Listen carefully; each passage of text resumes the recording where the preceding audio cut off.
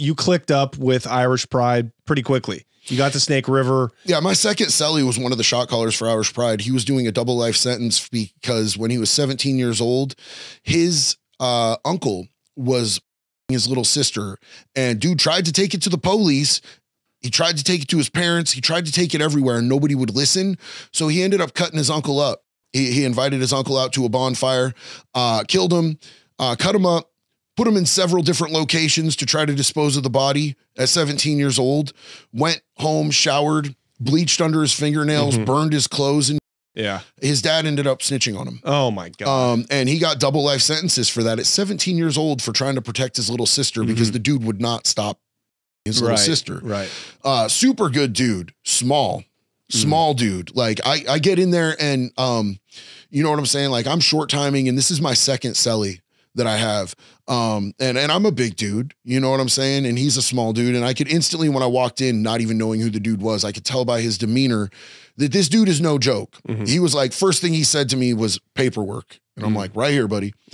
And I'm like, yours. And he hands me his paperwork and I'm like, all the respect, dog. You know what I'm saying? And he's like, cool. So you're here on UUMVs. So when's your out date? And I'm like, I got 39 months. He's like, cool. That's the last time you'll ever talk about getting out around me. And I was like, facts. Okay. You know what I'm saying? He's like, we have some rules in this cell. You sit down to pee. And I'm like, explain it. And he's like, so there is a piss mist radius when you stand up and you pee, 2-3 feet from the water, there's a splashback mist radius. And he goes, this is my home for the rest of my life. I'm never going to see the streets again in my life. And I don't want to live with a bunch of other dudes piss. You'll be in and out of here. This is my forever home. And I was like, I got you. I can respect that. JD, I got the same speech. Did you? When I went to Two Rivers with my cellie doing life, shot caller for the Hells Angels out there. Yeah.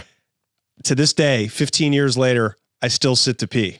Yeah, bro. Like, I mean, if way more comfortable. If I'm home, that's generally a lot of the time. That's what I do. If I'm home. Yeah. You know I don't what sit to pee at like the zoo. No, I'm absolutely not going to be out at the Clur. You know what I'm saying? Getting my twerk on and then, sitting down to pee. But like at home, I absolutely do that. Yeah. You know what Chicks nailed it with that one. You get more of it out. Yeah. It's relaxing. You get some phone time. 100%. Yeah. 100%. I think that men are always constantly being pushed to be more productive and yada, yada, yada, stay on your feet. Look, I'm going to hang out, bro. I'm going to be scrolling through the TikTok. Yeah, that's right. So, but yeah, I think it's a lifer thing because a lot of the lifers are about that. You know, my first cellie was super laid back. I got there and I was super concerned because he was at work and I was like, hey, so who's my cellie? And I'm at Snake River.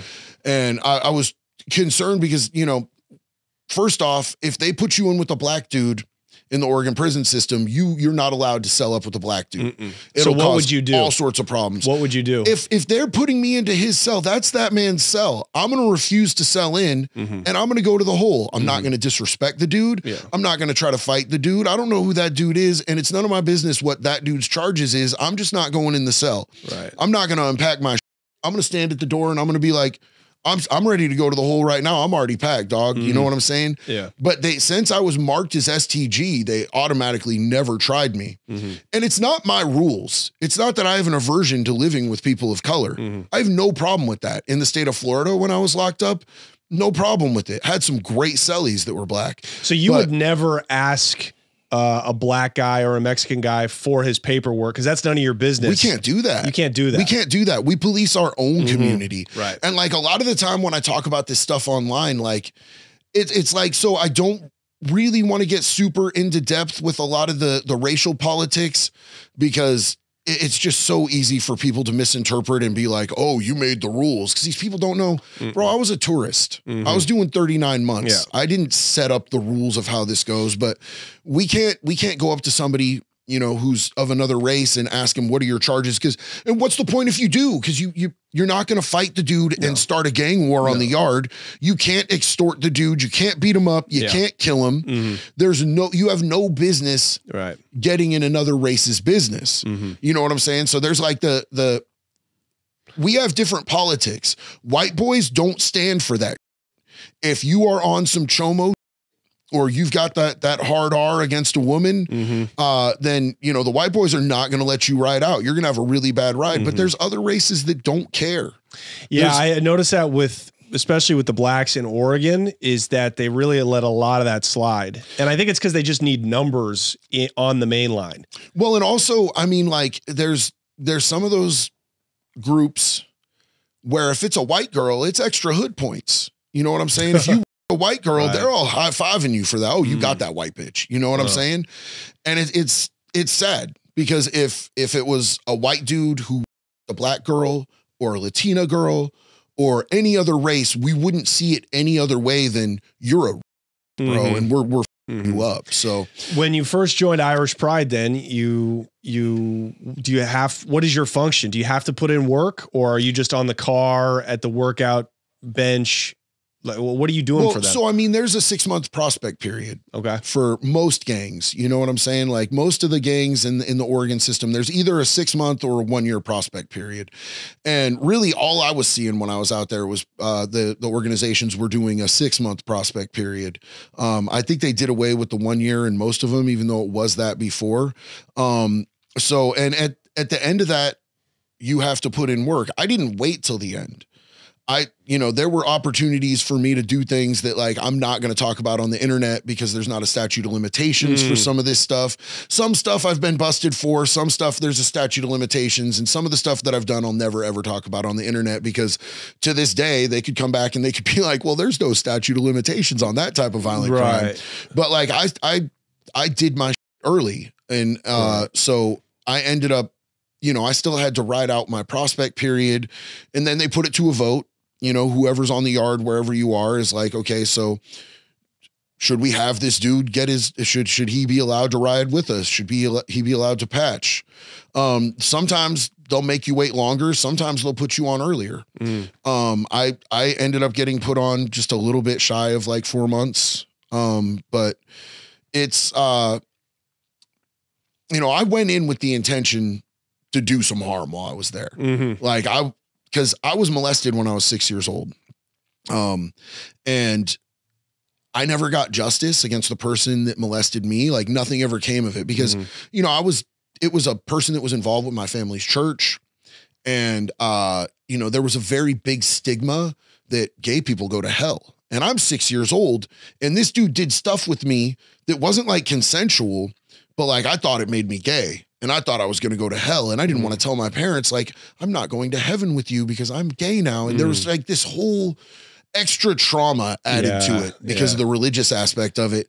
So when I went to prison, I was like, I'm going to beat up a bunch of chomos. Yeah. You know what I'm saying? Like I'm going to find these dudes. I'm going to make them as miserable as humanly possible. Yeah. Someone's getting touched for what happened to me getting touched. Yeah. So, and I don't think that it's really like, I respect anybody who goes in there and is willing to do whole time and all of that for beating up chomos. But like, you've seen the chomos, bro.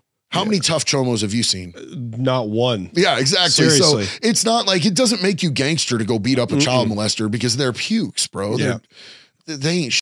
Yeah. You want my respect for fighting, fight a gangster. Sure. But, there are people in prison who will give you respect right off rip for beating up chomos. Well, most places, in a place like California, a chomo would never even get near the main line or he'd be getting stabbed up.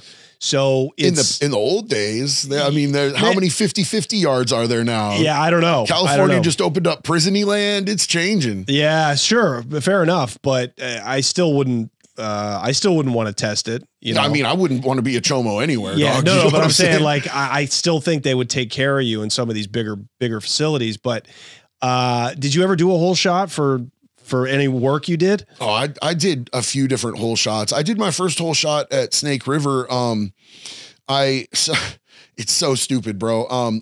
Somebody gave me a stick. When I first got to Snake River, I knew everybody. It was like a family reunion. I got there and I remember being daunted. I'm like, it's sad that I know this many people here in Snake River, like right off rip. From Eugene. From Portland, from all over. I was like, the gang's all here. You know what I'm saying? But it was kind of cool. It was kind of cool because they immediately put shoes on my feet. I wasn't walking around in those crusty ass cruisers. You know what I'm saying? Fake Converse. Yeah, bro. Before I even hit my first yard, I was in some Nikes. Yeah. There were some dusty ass old Nikes, but I didn't look like I was fresh and Like brand new. Brand new, yeah. So somebody handed me a stick, with weed. For those people who don't know, we call them sticks. It's because they're not real joints. They're just tiny little things. It's the dust. Pretend think about rolling a blunt on like an old CD case. The dust that you just blow off at the end, that's a stick. That's about as much weed as in a prison stick. That's $7 in prison. $7. I was just gonna say, yeah, that's the going rate. Exactly. So that's a bag of coffee. Yeah. So I went out there on the yard because everybody was like, "Don't smoke that in the unit. You'll blow up the unit, and you'll get the whole unit searched." And I'm like, "Okay, cool." I was gonna blow it in the toilet, but whatever. Which really is how I should have done it. But I went out to the yard and took a battery and a piece of Brillo, and I smoked a joint out on the yard. And I ended up getting later that day. Or later that night, they took me down to UA me. Yeah. Because somebody had seen me doing something on the yard and or somebody snitched, one or the other. I don't know. Yeah. And I didn't come up positive for THC. I came up positive for a pill that this old man had gave me. This old man had given me a morphine, and I completely forgot that I took it because it didn't do anything to me. But the stick actually got me stoned. So I was like, oh, I don't know if that's, was it too soon? Is that going to show up on my UA? And it didn't, but the morphine did. So I did like 45 days in the hole for that. Just for a morphine UA. Yeah. What, did you ever do whole shots for like violence you committed or work for the car? Yeah. So there was a dude who showed up at OSP, and I had put an on-site on him because there was a dude in another prison that was one of our brothers who had written us and told us that this dude was a snitch and that he snitched on him on his case. And so I put an on-site on him, and you know what it is with an on-site. It doesn't matter who you are. You just, as soon as you see him, you take flight on him. Doesn't matter where you are. Yeah. I mean, it could be in front of, it could be in the middle of a courtroom. So I go after this dude. I start beating his ass on the control room floor. There's cops there, of course. He's fighting back. Dude was fighting back. And they drag us down and put us in the hole. It's a mutual combat because he fought back. In prison, if somebody starts fighting you, you're not allowed to fight back. You're supposed to just, I guess, flail or yell, help, right. help. Yeah. But he fought back. So we both end up getting 4-month hole shots. And I do my 4 months in the hole, and I'm dreaming because, have you been to the hole? Yeah. So you know how little they feed you in there. And like, I'm not going to lie, I'm a fat kid, bro. I need a little more food than what they feeding you in there. They barely give you enough to sustain yourself, and you can't get canteen. So I'm dreaming about that spread when I get out. And they take me, and they, if you've been to OSP where they suit you out, they take you there, they put your property in the room, they put your clothes in the room. So I've got my jeans and my blue shirt, and I'm getting out of this awful ass jumpsuit, and I'm super stoked. I'm looking at my property. I pick up my property box. I see my soups and all my, and I walk out, and I look over, and there's that dude again getting dressed out with me because we were getting released the same day. They didn't separate us. I thought they would have shot him to another prison, and something in me just flipped like a switch, and I dropped my box and I jumped him again, and he didn't fight back this time. He just did the type of thing. And so I ended up getting a unilateral combat. And so I went back to the hole because they gave me 6 months for that because it was a unilateral. Unilateral combats suck, bro. They're automatically going to max you out. I'm lucky I didn't get IMU, to be honest, with the whole context. Were you worried about going with your mentality of, I'm going to touch a chomo, I'm going to join a gang, I'm going to, maybe smuggle drugs or have access to weapons? Were you worried about catching another case, being as that you were such a short timer like I was? Here's the thing is that, like, they're generally back then, bro, they weren't giving out hate crimes for beating up chomos. The only time you were at OSP, bro, as long as you weren't stabbing somebody, you didn't get caught with a knife. You didn't get caught with like drugs from outside the facility, street drugs. You didn't stab nobody. You didn't hit nobody with a lock and a sock. You didn't use weapons. You weren't going to get an outside charge. Yeah. You know, they've changed a lot of that. Like Right. a lot of the time now they're going to hit you with a hate crime for even slapping a chomo in the mouth. So Wow. the distinction is what defines a hate crime is you beat him up because he's a chomo. No other criminal is protected by the type of crime that they do. They're literally considered a protected class in there. How crazy is that? There's gay people aren't a protected class. Trans people aren't Right. a protected class. You know, no color of people. But if your crime is against children, you're a protected class. What is that? So you have to make it seem like that's not the reason you fought him. So, you know, like, if you're going to beat one up in front of a CO, walk up to him and be like, what, did you just call me a bitch? And then take flight on him. Yeah. Because then you can say, He punked me out. yeah, he punked me. I had no choice. Yeah. You know what I'm saying? He called me a bitch. You know what it is in here? That's fighting words. So you go back to the hole for 6 months? Yeah. Yeah. But you got stripes now. I regret that so much, Johnny. Here's the thing is I got out after 6 months and one of the homies instantly comes up to me and he's like, hey, are you okay? I'm like, I'm ecstatic. I'm out of the hole. He goes, so turns out that dude didn't snitch. Our dude, ex-dude, snitched on him and tried to put it on him to take the heat off him. So you just did all of that to a good dude for no reason. And I was like, I hate myself, bro. I hate this life. Yeah. Like, that's when I really was like, I started to question, like, why did I do this? Yeah. You know what I'm saying? I love my homeboys and everything, but bro, I could have saved myself so much drama. And like, for me, it was never about being safe. You know, I feel like a lot of people join gangs because they're tripped out. They want protection. There's safety in numbers. For me, it was never about that. You know, I just wanted the camaraderie. Yeah. And I genuinely liked the people. Like some of the homeboys knew Gaelic and they were teaching me Gaelic. I couldn't remember a lick of that today, but you know, it was just, there was some true camaraderie there and there still is to this day. Like every year I get invited to the homie hangout barbecue that they do in Southeast.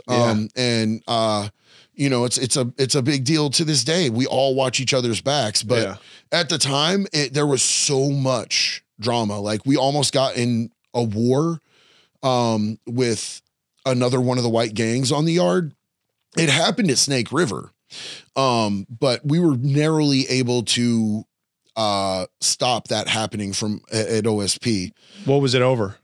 So like if I remember correctly, because I wasn't at Snake River, I was at OSP, so I got everything in coded letters. Yeah. You know what I'm saying? Where like you really have to code things out. You're writing, there's pages upon pages and you're looking at every 9th and 16th letter because 9 and 16 are our numbers. So we had codes that we were using back then. Or they would just try to write it in Gaelic, but the guards started translating that and it was a bust to write things in Gaelic. But from what I understood, there was some sort of a drug debt and 2 of their dudes jumped one of ours. Okay. Now out at Snake River, we had numbers over them. At OSP, they had the most numbers out of any car. Who were there. they? It was EK. Okay, gotcha. European Kindred. European Kindred. Yeah. So what was the drug traffic like out at Snake? And then what about OSP? Snake was almost non-existent for the most part. That's why it's such a big deal if somebody rips you off, bro. Because Snake River, you're out in the middle of Ontario, Oregon. There is nothing there. Nobody's getting visits. Nobody. And their visiting room is like sterile, bro. You know what I'm saying? Like OSP's visiting room is like popping. Right. You know what I'm saying? Right. You could get through there. It's an old school ass place. Right. It don't got video cameras like Snake River and does. it's in Salem, which is 45 minutes from Portland, an hour from Eugene. Ontario's so it's in the corridor. Ontario's like it's on the 6 hours It's away. on Snake River. It's on the border with Idaho. Yeah, it's yeah. the furthest out in Eastern Oregon you can go. So you want to know what the drug trade was out there? Yeah. Wellbutrin and Seroquel. Right. People were doing the chain gang cocaine. You know, you get them Wellbees and you chop them up and snort Wellbutrin. It's the most disgusting thing ever. Yeah. I tried it once and I'm like, why do you guys hate yourselves? Like I'm so much cooler being sober than doing this to my nose. Right. And so that's from a meth addict. Right. Right. So there's like really no drugs out there. You get to OSP, everybody, especially the black guys, dude, they're smoking, they're getting high all day. All day. And they're like Every college day. kids. It's crazy. Yeah. There's meth there. I did meth twice there. Yeah. How much Hated is meth at OSP? So, I mean, like everything came in 50 or 100 papers. Mm-hmm. And like, it's kind of a weird undetermined amount. I only sold tobacco when I was in there. I had a CO that would bring me in packs of cigarettes for $50 bills. I had to have cash for her because remember, this is before you could Venmo or PayPal or Cash App anybody, and I had people that would bring in $50 bills. I would give it to her. She would slide me a pack of like Pall Mall 100 non-filters, and I would break down a bunch of 3 for 5s, you know what I'm saying? Or, 3 for 7s, just depending. And I would make a decent amount of money off of each pack of cigarettes. So if you're getting it for 50 and you're breaking it down you can make 5 cigarettes out of one, no filter 100. So I'm pulling in $250 profit off each pack. And it's not like an outside charge if you get busted. Yeah. It's just a write-up. Yeah, that's right. You're going to send me to the hole? Run it, bro. I live in the hole anyway. Right. Every time I go to the hole, you guys put me back on D block where you put all the knuckleheads. That's where I want to be anyway. Yeah. We're cool with the hole.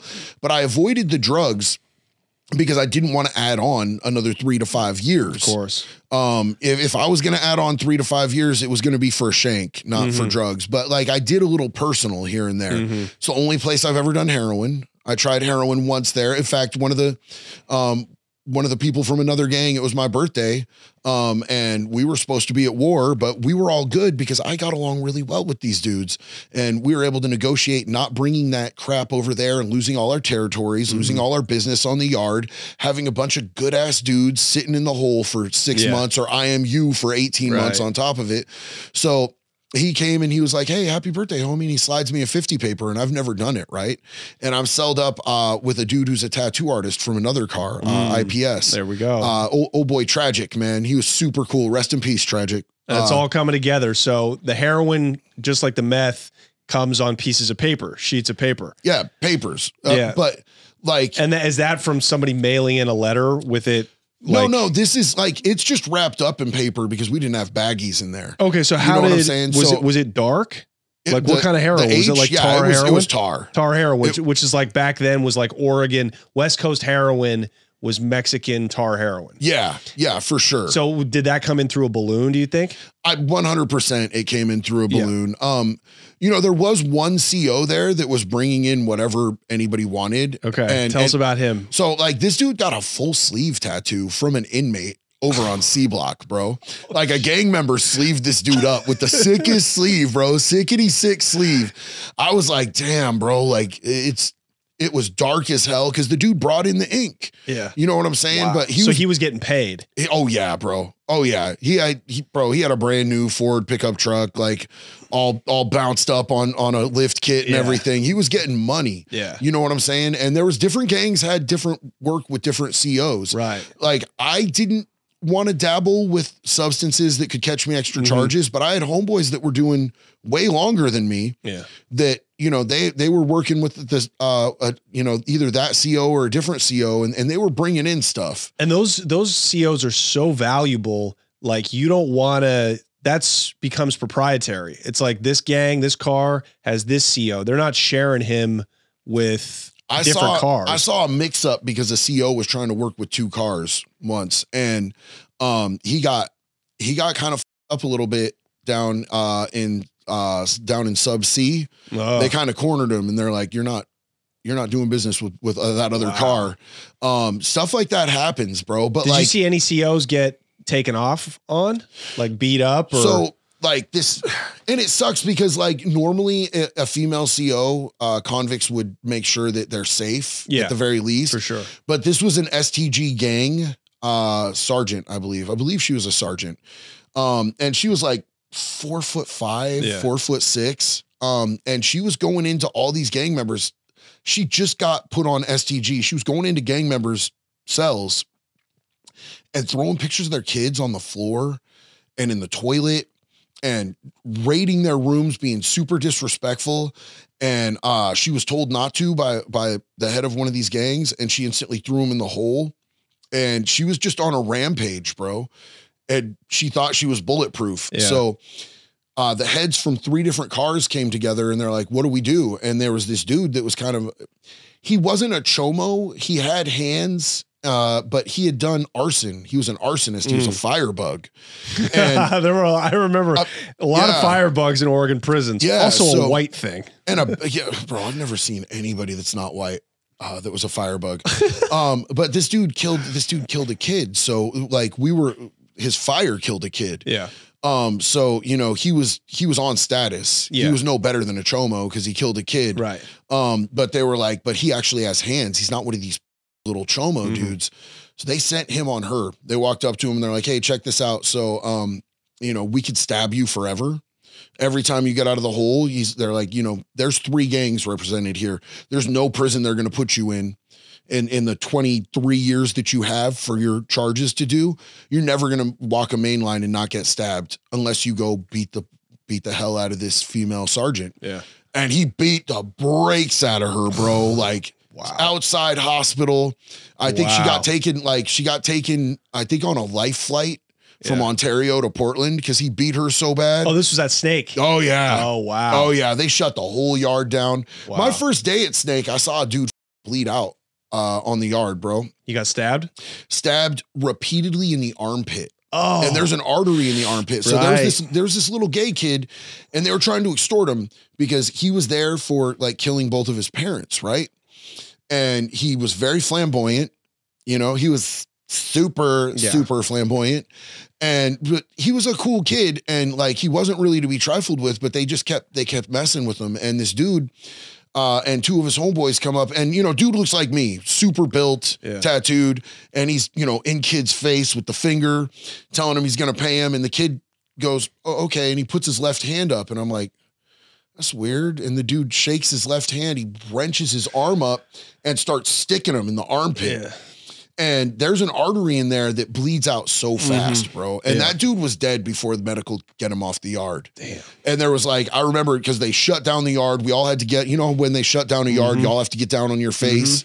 And by the time we were able to, you know, look up and walk back to our units, there's just this trail of blood, bro. Yeah. Like it was gnarly. Did they lock you down? Did they lock the whole prison down for that? That was my first time on the yard, bro. I was out on the yard for maybe 15, 20 minutes. That happened like, you know, probably from here to there from me. And then we went on lockdown and I was like, this sucks. Snake is one of those, Snake and OSP are the places in Oregon where that will happen. Oh yeah. You know, where it looks like a Cali prison. Well, in that way. Snake, like you weren't going to get through a meal, 3 times a day. You weren't going to get through a meal without seeing somebody fight in the chow hall. There's always a fight in the chow hall, which is, by the way, it is.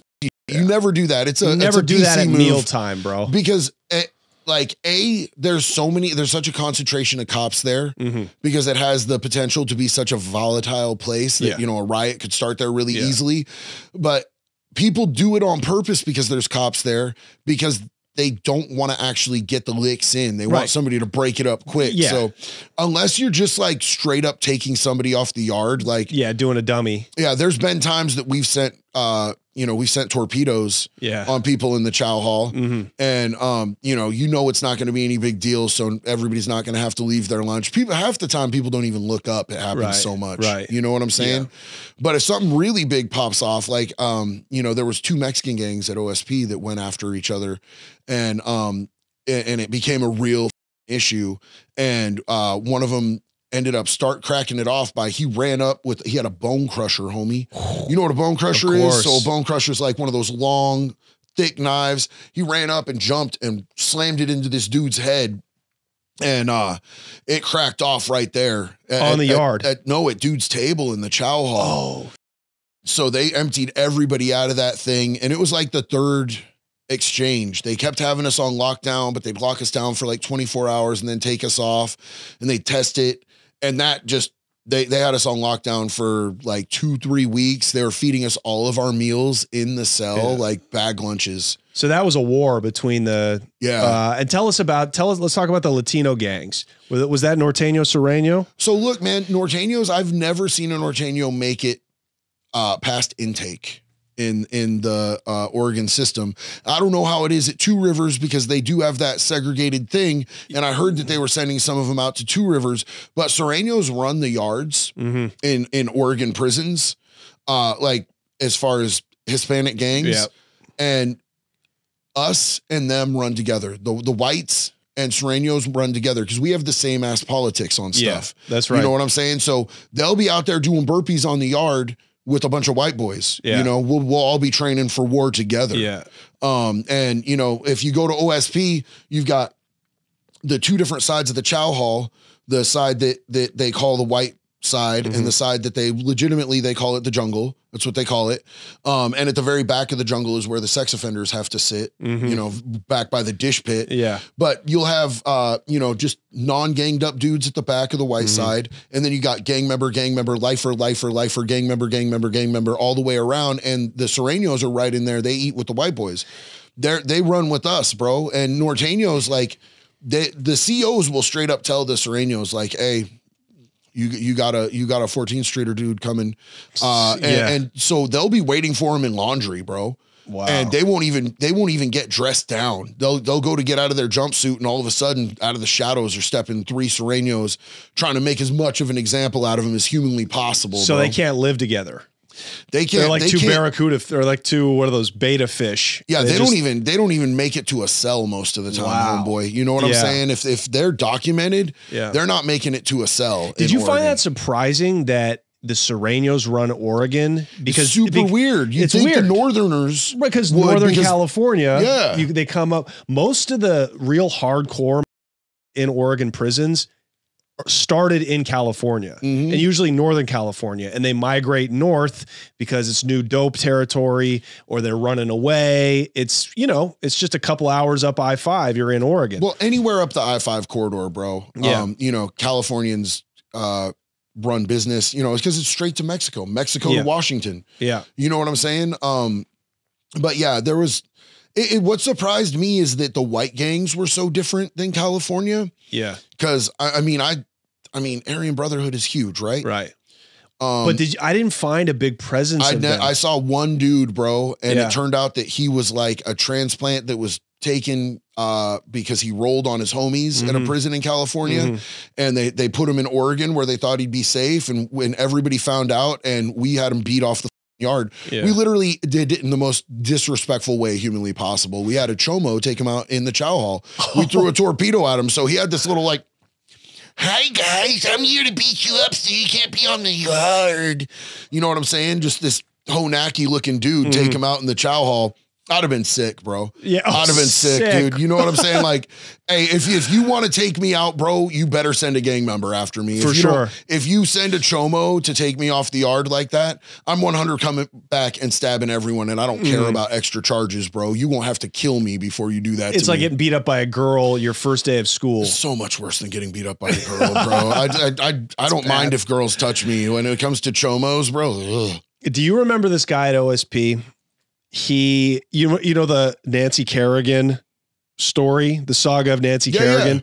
Yeah. Tanya Harding was from Oregon, or maybe like Southern Washington, and she's a piece of Northwest garbage, right? She's from a trailer park. God bless her. But God bless her, right? She's one of ours. So she was in the '92 Olympics figure skating against Nancy Kerrigan, who was like the sweetheart, you know, that big toothy grin, right? She was like America's sweetheart. So a guy somebody in Tanya Harding's camp came after Nancy Kerrigan and like beat her shins in. So she couldn't compete. Do you remember when that happened? Oh yeah. That dude was from Oregon. Oh, really? And he ended up getting locked up for that. He was at OSP, and inmates are so funny about what they choose to like the justice they choose to take. They called this guy like no good. Like they put a jacket on him because it was a crime against a woman.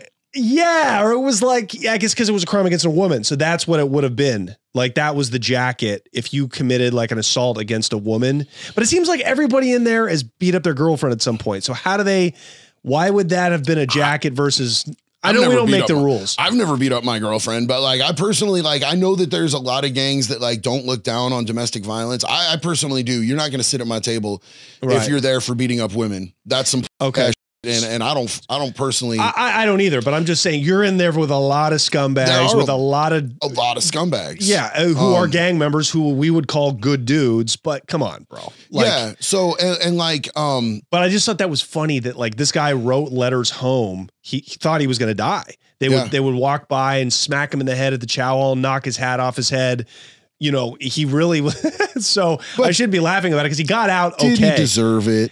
Yeah, I don't know though. He beat a woman's shins in bad. He went and he did his time. Yeah. You know, I just think like what inmates choose to like carry out vigilante justice on is weird sometimes. The Chomo, I totally get the Chomo stuff, you know, but it's like, it was interesting. Here's the thing. So like crimes. Did you hear about that guy when you were there or no? I didn't. And I don't know if he got there after I left or whatever, because like, no, he would have been there before. He would have been there before. Yeah. Okay. So like, you know, it's crimes against women, crimes against children, crimes against the elderly, disabled, that type of stuff. Yeah. You know, there's different types of inmates, but a lot of the dudes that I know that are in gangs and they grew up watching their mom get their ass beat.